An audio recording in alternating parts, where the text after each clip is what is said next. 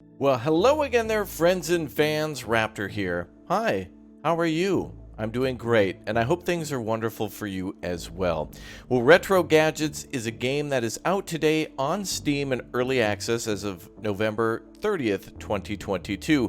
You may have actually seen the demo for this one a little while earlier on the Steam Next event, but this game really channels all the things that I liked about games recently, such as Unpacking, another game that really hit hard for vibes of the nostalgic 90s with chiptune instrumentals and also, well, graphics and art that really reminds me of the 90s, and also of course, isometric art that I find to be so wonderful and appealing. Well, welcome aboard. Good to see you all here. Thanks again for smashing like and subscribing to the channel. Welcome to all you fantastic members, and I hope you're all enjoying the rest of your year. Well, Retro Gadgets is a game where it's not only just a teaching tool, but it also seems to be a game that you can build your own gadgets in. Everything from, well, the iconic Tamagotchi to also Simon Says to even just a simple calculator. And that's something special for those of you who may really enjoy Zachtronic games, although this is kind of somewhere more towards realism for the hobbyist, and it's done in a really clean and interesting way where a lot of things on screen are interactable, but it, again, looks like a Super Nintendo game or a Sega Genesis game, and I find that just to be wonderful. So there's lots of different things in this game, too. By the way, if you're looking to learn, there's a whole YouTube channel dedicated to it. If you click Learn, the developers basically put up some tutorial videos on how to do a lot of the stuff in the game, which is interesting because most, I think, videos that I've watched on YouTube are usually DIY things for things that I just simply don't know or have never heard about or would like to know more about. So in today's episode, we're going to take a look at all the things in the archive, but also take a look at this snazzy operating area, or I guess workstation. Now, everything here has a great sound. We can even turn on and off the lights. There's lots of great detail here and things to interact with, and I just find that really to be cool. Things like tweezers, for example, to be able to move pieces around, such as small little bolts and buttons and things like that, and also soldering. Yeah, we can do that too in the game, and yeah, actually solder pieces together and take them apart that way too. Very cool indeed. Let's go ahead and take a look at the archive. Here's a few things that the developers already made that you can toy around with and turn on and turn off and take apart and see how they truly operate. Like, for example, electronic calculator, an automatic digital drumming machine, the Simon Says that I mentioned before. Also a chrome dyno. We'll take a look at that a little earlier. You might know what that is just by the symbol in the lower left corner. Some neat little Demotron 94s, and also Mighty Cobra, which is a game of Snake, a retro timer, and yes, the Tamagotchi, aka Doggy. We'll take a look at all these electronics and more as we break things down, and also take a look at all the pieces and parts that we have to build with too. So we have all sorts of different buttons and little microchips and knobs and things that we can install in these devices. And in fact, we could probably make a device that's literally all these things in one. We could probably use like a Simon Says to turn it into an electronic calculator and more. Love these sounds again. It's fantastic. Oh, and by the way, I forgot to mention we can paint things too. So if you'd like to, you can go ahead and choose a myriad of different types of paints and nozzles. And so if you want to make that electronic calculator from boring gray and black to blue and orange, you can definitely do that. Super, super cool. And of course, the ability to select different types of nozzles, which is pretty helpful. Nice. All right, well, let's take a look at some of the other output pieces here. These are all the displays for things like time, and also for some of the games and gauges here, and speakers too. So the ability to hear some of the things going on, and obviously that's important for something like an alarm clock or a Tamagotchi, or not necessarily for a calculator. So that'd be something, you know, that you'd have to make the decision on. Input chips and video chips, and the ability to even make little handheld like gaming units. Actually, there's much more than what's in the archive. If we take a look here, we can browse, and we can go to the Steam store page and download more gadgets. You can share things that you've built and or download stuff other people have built too, and kind of reverse engineer and find out how everything operates. That's going to be a great way to learn how everything works, and again, educational tool, which, I don't know, learning in a video game? Not bad. I've learned a lot of the things that I know about World War II from games like Medawar Assault Squad, Call to Arms, and also War Thunder, and of course all the techniques for battle and how all that equipment works through that too, so it's quite interesting. If we take a look at the Learn option, we see how everything from simple LEDs are constructed. Like, for example, this 3D printer here will basically build it for us. And then we can take things apart and see how it all operates. And we can also do programming in this game, which is quite interesting. So we can take a look at assets, and we can kind of take a look at the Lua code and different types of stickers and displays, and give it different commands here, and also edit those types of things. So we can edit lines of code.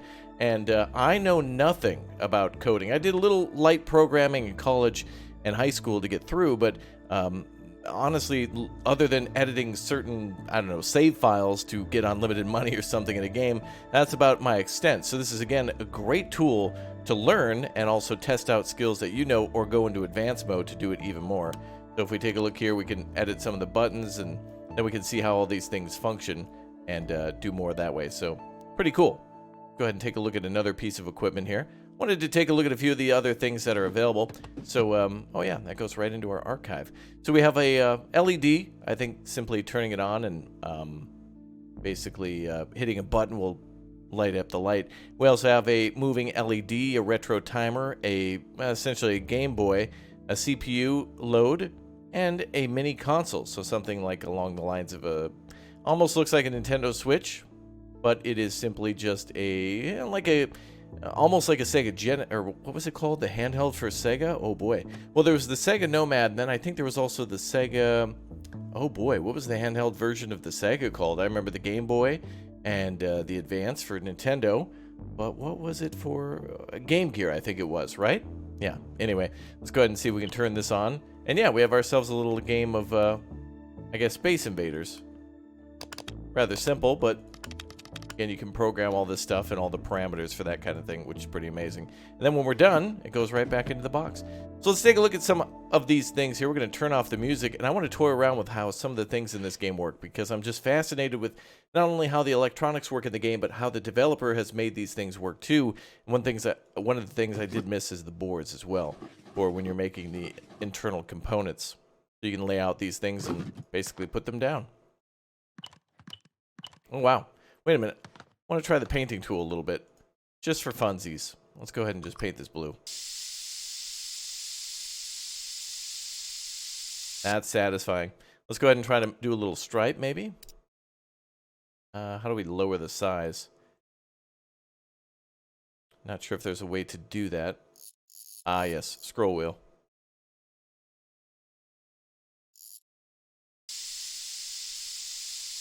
Good enough for my work. Wow, check that out. Even on the display, the handle of the... Oh, man, that's amazing. The paintbrush and the button gets pushed down, too. So, a lot of little delicate touches to this game. I like that. Okay, cool. All right, let's see how some of these other devices work. You didn't say the magic word. All right, well, oh, hello. Oh, yeah, a simple board indeed. Okay, let's go ahead and put this in the archive, maybe. And we'll get back to that later. Gadget, unnamed gadget. Cool. So let's take a look at some of the devices here that are fascinating, like the Tamagotchi, for example. And really, these are really detailed. It's not just like on and off, but we can actually play this game. Like, for example, we can bring the dog to the park, I think. Yeah, there we go. We can take the dog on a little walk, and now he's happy. We can feed the dog, too. Everything from canned food, dry food, bones, and maybe water. So we can, yeah, feed the dog and take the dog on walks and let him drink and tell him he's a good boy. Can you pet the dog in Retro Gadgets? I believe you can. I guess we'll have to find an option for that. He's sleeping now. Don't want to bother the little guy.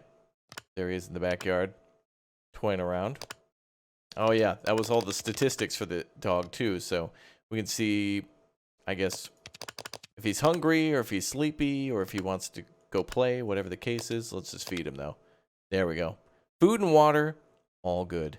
I'm sure there's sound effects and such, too, whenever he needs a walk or something like that. But pretty cool.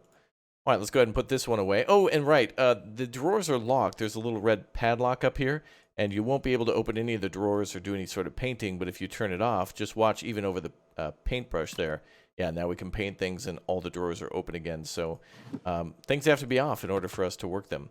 Let's go ahead and take a look at the next thing on the list, the retro timer, which essentially is, as you would imagine, just an alarm clock that'll count down from whatever you've given it to. I kind of did a little editing on this one. It was toying around. Yeah. Ooh. Yeah, this ain't going to work so well. So I was goofing around with the timer, And yeah, it's missing one of the numbers. So I'm hoping I can get that fixed up. But basically, you know how this works. You set the time for 10 seconds, 30 minutes, whatever. Hit the button, and then you can actually time yourself in game too if you want to, and see how long you've been playing. Set the timer for 30 minutes, and I guess let it sit there or something. Unfortunately, I don't think you can have multiple devices on the desk at the same time. But if you could, it would work that way. So pretty neat. But again, going back to what we were mentioning about the ability to edit and do different types of things in the code editor, that's the way to do that. So, but we'll turn that off now. And I think we can disconnect. How do we do that? Well, we'll just pick a different device. There we go. And the retro timer is ready for me to fix it anytime. Now, I'm not sure if there's a button to reset things. I think that'd be pretty good, or probably the best option, to be able to toy around with things and then reset it to 0 when you know what you're doing. Oh boy, calculator. Well, we all know how that works. If we want to find the square root of 9, which is 3, we can do that. So 9 square root of that is 3, yep. Or maybe 3 times 10. Or actually plus, yeah, in this case. Oh, actually, that's nice. You can do, let's do 96. Okay. Yep. Oh, actually, I'm not sure what these two are. Well, let's do like 70 times 2 equals 140. Or what if I did, let's see, 200 times 5, and then hit minus at the end. Okay, so it just gives you the function. It's the same as hitting equals. And can we do like 5 plus 5 and continue that? I'm just wondering. I like when you can actually hit the equals several times and it just keeps counting up by 5 or whatnot. But another nice thing too is that, yeah, we can open it up and see how things are functioning while it's on. So we can remove the display, and if we want to just see how things are working or what buttons are being pressed or how they look underneath the skin, we can do that too. And then, of course, turn it off and put it away. Get that devil out of here, that mathematics. Get it out of here. That's the devil. Let's take a look at something that's going to be quite cool, actually. This is going to be awesome. We can make our own beats in the game, too, which is why I turned off the sound a little bit ago. So we can turn this on, and we can hit him with that 808 kick.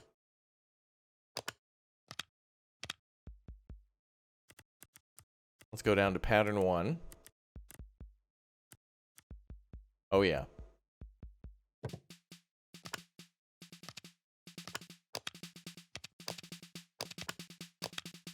There we go.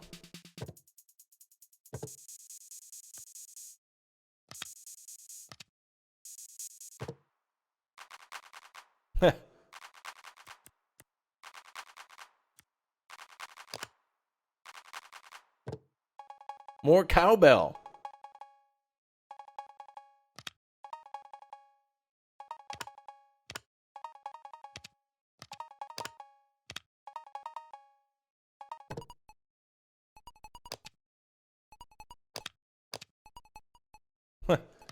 Pretty cool. So anyway, I honestly, I would get bogged down with toying around with this for hours, but it kind of reminds me of a cat. You know what I mean? Like the ears here, like an orange and a black ear on a cat. But the cool thing is again, just like any of the other equipment, we can rip this apart and take a look at what's going on the inside. And yeah, so we've got all the different things for tempo and tone. You could see how creative I am too by my hot hits going on just a moment ago. But honestly, it's pretty cool that it does simulate something like an advanced digital drummer, which I've toyed around with before, not knowing how anything works, and just fascinated with how kind of just by hitting buttons you can kind of figure out how it works with the ability to make multiple patterns and tempos, and it works just like it does in real life here, and I'm fascinated by that. So let's put that back. We've taken a look at the calculator, the timer, the doggo. Let's take a look now at, let's do the Simon Says unit. So we can see, oh, this actually has different difficulty settings. And look at that, we can move the button around if we want to, which is hilarious. But if we turn this on, and just like before, yeah, we can remove the cover and see how things are working. So that's pretty fascinating. And here's the 2 speakers for that. So yeah, as you would imagine, the drum set needs speakers. This needs speakers. Alarm clocks need speakers. Maybe the Tamagotchi, but the calculator, not really. And let's go ahead and see if we can actually play. So, I didn't actually watch. Wow, it's got a whole startup thing. That's amazing. I wonder how you would do that. Oh boy. Yeah! I felt like I scored in hockey. Is there another one?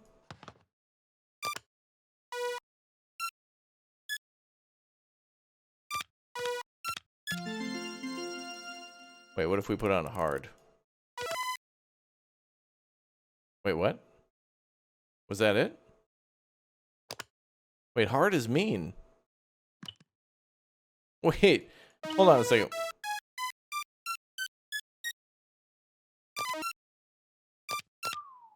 Oh, alright, I already failed.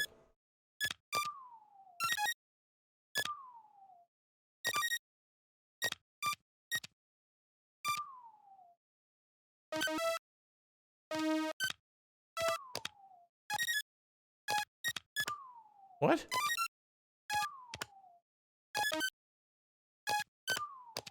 Wow. Yeah, first try. Alright, see, it's that easy. Cool. Anyway, really fascinating that it actually works how you'd imagine it too. And I love the sounds of moving stuff around on the desks. And opening the drawers too. A lot of great effort put into making sure that, you know, cardboard sounds like cardboard if you're opening a cardboard box versus plastic and wood. Different sounds for a wood drawer versus like maybe plastic. Slightly different sounds. I appreciate that. All right, let's go ahead and go to our next thing. So we've done the Drummo. We have our mini console here, but let's try the Chrome Dyno. Now, some of you probably already guessed what this is, but yeah, we got ourselves a speaker in there. Let's take a look at the inside components here. So we got a CPU, and it looks like maybe like a sound chip and maybe a memory of some sort. Let's go ahead and take a look at how this works. How do we turn that on? There we go. Yes, the Chrome Dinosaur game, and apparently it is game OV. Not game over. That's a typo. Unplayable. Early access, though. Let's go ahead and give this a try. So, what is this 02379? Is that the high score? Try that again.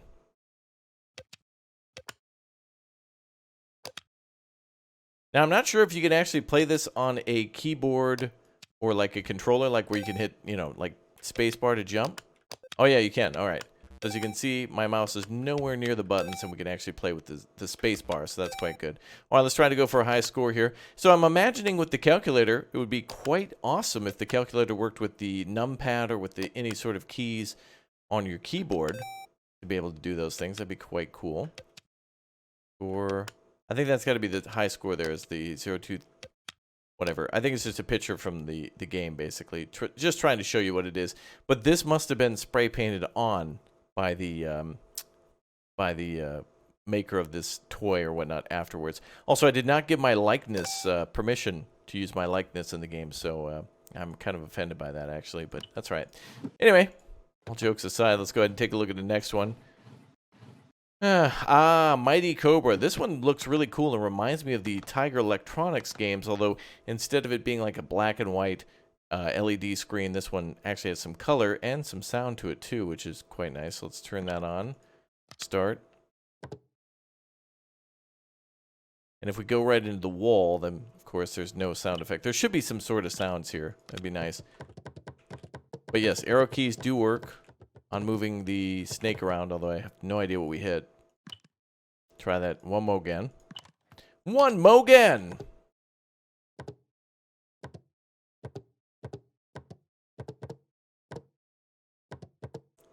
I think it was just simply being too fast, too furious. Score of 4, 5. All right, let's go ahead and crash. We know how this game's played. Let's bite our own tail. There we go. All right, so yeah, that's how that one's played. Very cool. Taking a look at the insides. Oh, yeah. So that's one of those boards we saw before, too. Under output, which should be under display, like this one, for example, the LED right there. So that's pretty cool.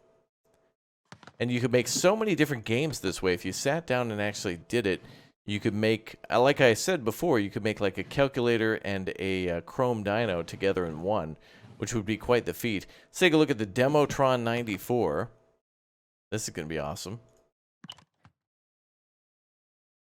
What does this do? Oh, yeah.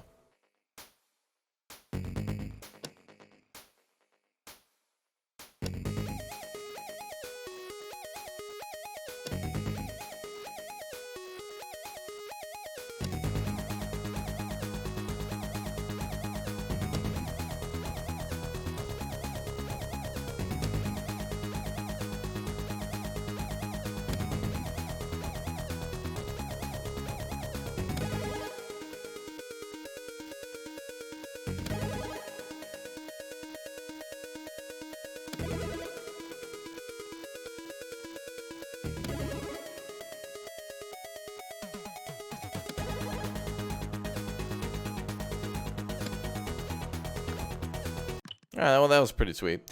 So if we want to take a look at the inside of this, we can do that too. Oh, it looks like there's a speaker there, which could also be placed on the other side. Oh, I see. If we take the speaker out, it removes like the little, kind of like the ventilation for the speaker, or whatever you want to call it. We'll be able to peek open this thing, and no? Okay. I see the Retro Gadget sticker and a sweet little sticker here too of the Terminator, I would assume, but I don't see an actual use for stickers. There might be stickers around here somewhere that I just don't see. But pretty cool that we can paint anything at any time. I like that. All right, let's go ahead and put that back. There we go. There should be stickers, I think. All right, let's see. We've seen the Retro Gadgets Demotron, Mighty Cobra, the Chrome Dino. I think that about does it for the things that are available in demonstration, except for what we didn't see that's still in the Learn section. So again, we can connect this in order to like install different games. And I don't know about you guys, but did anybody watching ever play or download Doom on their electronic calculator, or their graphing calculator, I should say? Technically, that's something, I guess, a little different, and everybody I know did it when we were in Trig and things like that. So let's see what we got here. Yep, and a WSD, I suppose, work. Yep, on the joystick. Spacebar to shoot. Although we can't do anything to shoot the little spaceship down, but that's still pretty sweet. There must be something to do with programming there. But it would be great to also program something along the lines of Flappy Bird, which is kind of what the Chrome Dino game is like, for the most part. See anything else that's available in the Browse section? Not the Browse section, but the Learn section. Let's do the Raster Boy. I want to see how this works. Oh, look at that. CRT. Why? And let's see what we got here.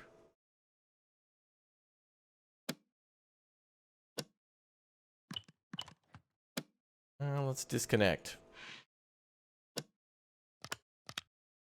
Retro Gadgets, CRT. Oh, I see. It's a little display. I see.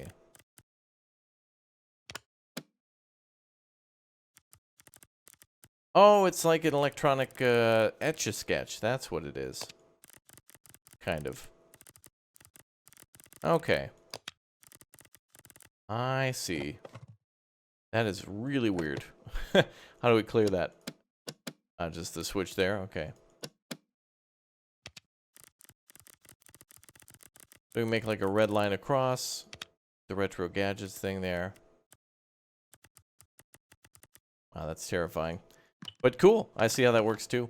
So yeah, you can see we had a lot more patience and a lot more... I guess we were fascinated by any sort of pixels that moved in the 90s, just as they were in the 80s with the Atari, and of course earlier into the 70s too.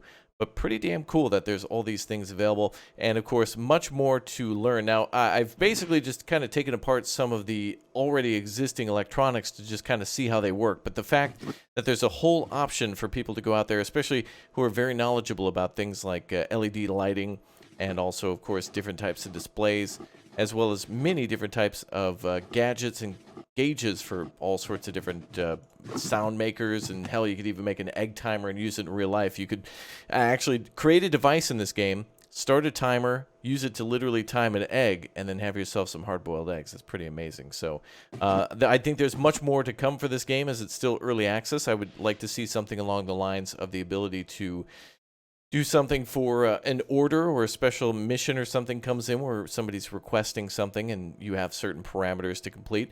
But if you're a big fan of Zachtronic type games or games from the 90s or Super Nintendo or Sega Genesis era, Retro Gadget certainly seems to be an interesting one to keep an eye on. I'd like to see a lot more in this. It seems like a really fun and interesting concept so far, and I'd like to see more. The ability to take apart maybe 90s mice and keyboards and any sort of electronic to do with handheld electronics or even like day-to-day electronics as well, like a calculator, more calculators, different types of calculators, and possibly like ones that print and things like that. That'd be kind of cool. All sorts of different iconic gadgets as well. Well, thank you very much, everybody, for your time today. We're just taking a little peek at Retro Gadgets, as it's certainly a game that you need to learn quite a bit about, and that's why all of those features are there for learning and for browsing around to either reverse engineer at your own pace or, of course, just to go to the YouTube videos and watch each different type of concept, like audio and visual. Well, thanks again for watching. I hope you all have a wonderful day. Thanks for dropping by the channel, and I hope you enjoyed our first look at Retro Gadgets, available now on Steam in early access.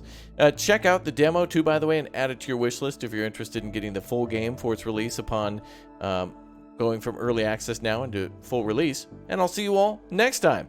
Have a wonderful afternoon, evening, and good night, folks. Goodbye, everybody. Thank you very much for watching.